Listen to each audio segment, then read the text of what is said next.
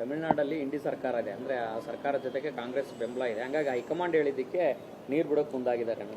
R Ashok ಅವರು ದಯಮಾಡಿ ಇಂಥ ಚಿಲ್ಲರೆ ಮಾತುಗಳನ್ನ ಬಿಡಬೇಕು ಅಂತ ಮನವಿ ಮಾಡ್ತೀನಿ. ಕಾರಣ ಏನಂದರೆ ಇದು ಜವಾಬ್ದಾರಿ ಇರ್ತಕ್ಕಂಥ ಪ್ರಶ್ನೆ. ಇದು ಸುಮ್ಮನೆ ಏನೋ ಉಡಾಫೆ ಮಾತಾಡ್ತಾ ಒಬ್ಬ ವಿರೋಧ ಪಕ್ಷದ ನಾಯಕ ನಾನೊಂದು ಪಕ್ಷ ವಿರೋಧ ಮಾಡಬೇಕು ಅಂತಕ್ಕಂಥದ್ದಲ್ಲ. ಇದು ಬೆಂಗಳೂರು ಅವ್ರ ಕ್ಷೇತ್ರ ಇರ್ತಕ್ಕಂಥ ಬೆಂಗಳೂರಿನ ಕುಡಿಯೋ ನೀರಿನ ಪ್ರಶ್ನೆ. ಇದು ಅವ್ರಿಗೂ ಜವಾಬ್ದಾರಿ ಇದೆ. ಆರ್ ಅಶೋಕ್ ಅವರು ಒತ್ತಾಯ ಮಾಡಬೇಕು, ಕೂಡಲೇ ನೀವು ಇದು ಆಲ್ ಪಾರ್ಟಿ ಮೀಟಿಂಗ್ ಕರೀರಿ, ಇದ್ರ ಬಗ್ಗೆ ಚರ್ಚೆ ಮಾಡೋಣ ಅಂತೇಳಿ ಅವ್ರು ಒತ್ತಾಯ ಮಾಡಬೇಕು. ಸುಮ್ಮನೆ ಅವ್ರು ವಿರೋಧ ಪಕ್ಷದಲ್ಲಿ ಇದ್ದೀನಿ ನಾನು ವಿರೋಧ ಮಾಡ್ತೀನಿ ಅಂತ ಅಂದರೆ ಅದಕ್ಕೆ ಮದ್ದಿಲ್ಲ. ಅದಕ್ಕೆ ಹೈಕಮಾಂಡ್ ಹೇಳಿದೆ ಬಿಟ್ಟಿದೆ, ಅದು ಸೆಕೆಂಡ್.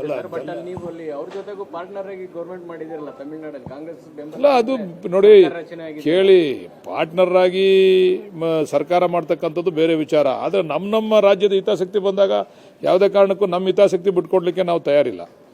ಮೊದಲು ನಾವು ಪತ್ರ ಬರೀಬೇಕಾದ್ರೆ ಮೊದಲು ನಾವು ಕ್ಷೇಮ, ಆಮೇಲೆ ನೀವು ಕ್ಷೇಮ ಅಂತ ಹೇಳೋದು. ನಾವೇ ಕ್ಷೇಮ ಇಲ್ಲದೆ ನೀವೇ ಕ್ಷೇಮ ಅಂತ ಹೆಂಗೆ ಹೇಳೋಕ್ಕಾಯ್ತದೆ? ಮೊದಲು ನಾವು ಕ್ಷೇಮ, ಆಮೇಲೆ ನೀವು ಕ್ಷೇಮನ ಕೇಳೋದು.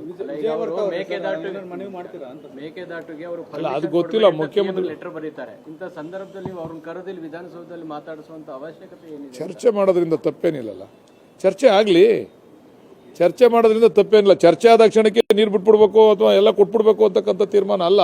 ಯಾಕೆ ಅವ್ರನ್ನ ನಾವು ಮೇಕೆದಾಟನ ಮಾಡಲಿಕ್ಕೆ ಮನವೊಲಿಸಬಾರ್ದು? ಕರೆದಿಲ್ಲಿ ಆ ಯೋಜನೆನ ನಾವು ಜಾರಿ ಮಾಡಲಿಕ್ಕೆ ಯಾಕೆ ಅವ್ರಿಗೆ ನಾವು ಇರ್ತಕ್ಕಂಥ ಏನು ಹರ್ಡಲ್ಸ್ ಇಲ್ಲ, ನಿಮ್ಗೆ ಅನುಕೂಲ ಆಗ್ತದೆ ಅಂತಕ್ಕಂಥ ಮನವೊಲಿಸ್ತಕ್ಕಂಥ ಕೆಲಸ ನಾವು ಯಾಕೆ ಮಾಡಬಾರ್ದು?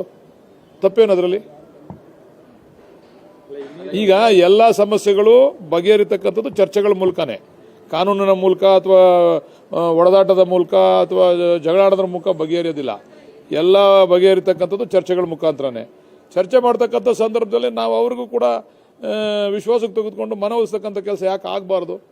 ಆ ಕೆಲಸಕ್ಕೆ ನಮ್ಮ ಮುಖ್ಯಮಂತ್ರಿಗಳು ಮುಂದಾಗಿದ್ದಾರೆ. ತಪ್ಪೇನಿದೆ?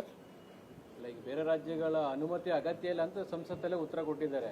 ಹಂಗಾಗಿ ಇಂಥ ಸಂದರ್ಭದಲ್ಲಿ ಕರೆದು ಮಾತನಾಡೋ ಅವಶ್ಯಕತೆ ಏನಿದೆ ಅನ್ನೋ ಪ್ರಶ್ನೆಗೆ ಅಲ್ಲ, ಅದು ಇವತ್ತಿನ ಉತ್ತರ. ಅದು ಕರೆಯೋದಕ್ಕಿಂತ ಮುಂಚೆ ಬಂದಿರತಕ್ಕಂಥ ಉತ್ತರ, ಕರೆಯೋದಕ್ಕೆ ಕರೆದ ಮೇಲೆ ಬಂದಿರತಕ್ಕಂಥ ಉತ್ತರ. ಅದು ಇವತ್ತು ನಾನು ನೋಡಿದೆ, ನಿಮ್ಮ ಉತ್ತರ ನೋಡಿದೆ. ನಾನು ಕೇಂದ್ರದಲ್ಲಿ ಮಂತ್ರಿಗಳಿರ್ತಕ್ಕಂಥ ಉತ್ತರ ನೋಡಿದೆ ನಾನು ಅದನ್ನು ಪೇಪರ್ನಲ್ಲಿ. ಆದರೆ ಇದು ಕರೆದಕ್ಕಿಂತ ಆದ್ಮೇಲೆ ಬಂದಿರೋಂಥದ್ದು. ಈಗ ಕರೆದ್ಬಿಟ್ಟಿದ್ದೀವಿ. ಅದಕ್ಕೆ ಮುಂಚೆ ಇದ್ದಿದ್ರೆ ಅದ್ರ ಬಗ್ಗೆ ಆಲೋಚನೆ ಮಾಡ್ಬೋದಾಯಿತು. ನಮ್ಮ ಉದ್ದೇಶ ಏನಂದರೆ ಪರಸ್ಪರ ಸ್ನೇಹ ವಿಶ್ವಾಸದಲ್ಲಿ ಬಗೆಹರಿಸ್ಕೊಂಡು ಹೋಗೋಣ ಅಂತಕ್ಕಂಥ ವಿಚಾರ ಇಟ್ಕೊಂಡು ಮುಖ್ಯಮಂತ್ರಿಗಳು ಕರೆದಿದ್ದಾರೆ. ಅವ್ರು ಕರೆದಾಕ್ಷಣಕ್ಕೆ ನಮ್ಮ ರಾಜ್ಯಕ್ಕೆ ದ್ರೋಹ ಮಾಡಿ ಅಲ್ಲಿಗೆ ಅನುಕೂಲ ಮಾಡಿಕೊಟ್ಬಿಡ್ತಾರೆ, ಅವ್ರ ಪಾರ್ಟ್ನರ್ ಇದ್ದಾರೆ, ಅವೆಲ್ಲ ಸುಳ್ಳು. ಹಂಗಾದ್ರೆ ಮಹದಾಯಿ ವಿಚಾರದಲ್ಲಿ ಅವರಿದ್ದಾರಲ್ಲ ಗೋವಾದಲ್ಲಿ, ಅವ್ರನ್ನ BJP ಅವ್ರು ಮನವೊಲಿಸ್ತಾರೆ. ಹಂಗಾದ್ರೆ ಅವ್ರ ಸರ್ಕಾರ ಇದೆ ಅಂತ. ಅವ್ರು ಎರಡೂ ಸರ್ಕಾರಗಳಿದ್ವಲ್ಲ, ಇಲ್ಲಿ BJP ಇಲ್ಲೂ ಇತ್ತು, ಗೋವಾದಲ್ಲೂ ಇತ್ತು. ಅವಾಗ ಬಗೆಹರಿಸ್ಕೋಬೋದಾಗಿತ್ತಲ್ಲ. ಅದು ಬೇರೆ ವಿಚಾರ. ಅವ್ರವ್ರ ರಾಜ್ಯದ ಹಿತ ಬಂದಾಗ ಯಾರು ಕೂಡ ಬಿಟ್ಕೊಡ್ಲಿಕ್ಕೆ ತಯಾರಿಲ್ಲ. ನಾವು ರಾಜಕೀಯವಾಗಿ ನಾವು ಎಷ್ಟೇ ಮಾತಾಡ್ಕೋಬೋದು, ರಾಜ್ಯದ ಹಿತ ಬಂದಾಗ ನಮ್ಮ ರಾಜ್ಯದ ಹಿತ ಮುಖ್ಯ ನಮಗೆ. ಅದರಿಂದ ಇಲ್ಲ, ಇನ್ನೂ ಚರ್ಚೆ ನಡೀತಾ ಇದೆ. ಆದರೂ ಯಾವ ರೀತಿ ಮಾಡಬೇಕು ಅಂತ ನಾನು ಅದನ್ನೇ ಹೇಳಿದೆ. ಇಲ್ಲಿ ಈ ಜನಗಳನ್ನೆಲ್ಲ ತೆಗೆದುಬಿಟ್ಟು ರೋಬೋಟ್ಗಳನ್ನ ಫೀಡ್ ಮಾಡಿ ರೋಬೋಟ್ಗಳನ್ನ ಹಾಕಿದ್ರೆ ಸರೋಗ್ಬೋದು KPSC ಅಂತ. ಜನಗಳ ಮನುಷ್ಯನ ವೀಕ್ನೆಸ್ ಅಲ್ವಾ? ಈ ವೀಕ್ನೆಸ್ ದುರುಪಯೋಗ ಆಗ್ತಾ ಇದೆ. ರೋಬೋಟ್ಗಳಿಗಾರು ಫೀಡ್ ಮಾಡಿಬಿಟ್ಟಿದ್ದೆಲ್ಲ ಮಾಡ್ರಪ್ಪ ಅಂತ ಬಿಟ್ಬಿಟ್ರೆ ಅಟ್ಲೀಸ್ಟ್ ಕರೆಕ್ಟಾಗಿ ಮಾಡ್ತವೆ ನೋಡೋಣ. ಇಲ್ಲ ಅಲ್ಲೂ ಸ್ಕ್ಯಾಮ್ಗಳಾಯ್ತವೋ ಗೊತ್ತಿಲ್ಲ.